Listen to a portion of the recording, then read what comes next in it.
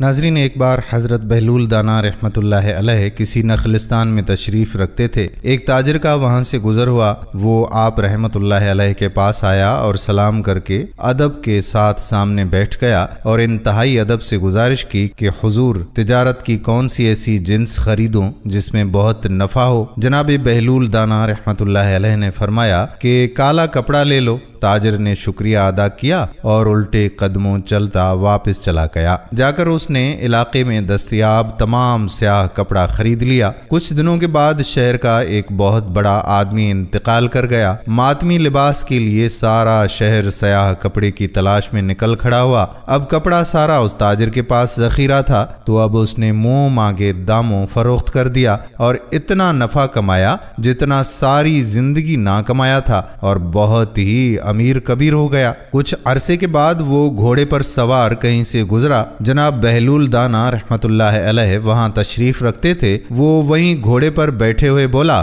اوے دیوانے، اب کی بار کیا لوں؟ بہلول دانا رحمت اللہ علیہ نے فرمایا، تربوزے لے لو۔ وہ بھاگا بھاگا گیا اور ساری دولت سے پورے ملک سے تربوز خرید لیے۔ ایک ہی ہفتے میں سب خراب ہو گئے اور وہ کوڑی کوڑی کا محتاج ہو گیا۔ اسی خستہ حالی میں گھومتے پھرتے اس کی ملاقات جناب بہلول سے ہو گئی، تو اس نے کہا، یہ آپ نے میرے ساتھ کیا کیا؟ تو جناب بہلول دانا نے فرمایا کہ میں نے نہیں، تیرے لہجوں اور الفاظ نے کیا سب۔ جب تو نے ادب سے پوچھا تو مالا مال ہو گیا، اور جب گستاخی کی تو کنگال ہو گیا۔ اسے کہتے ہیں با ادب با نصیب، بے ادب بے نصیب۔ دوستو، آپ کا لب و لہجہ آپ کی ترقی کا ضامن ہے۔ امید کرتے ہیں کہ آپ کو بات سمجھ میں آ گئی ہوگی اور اس ویڈیو کو اپنے دوستوں کے ساتھ شیئر بھی کریں گے۔ آنے والی ویڈیو تک اپنے میزبان قادر بخش کلہوڑوں کو اجازت دیجیے۔ اللہ حافظ۔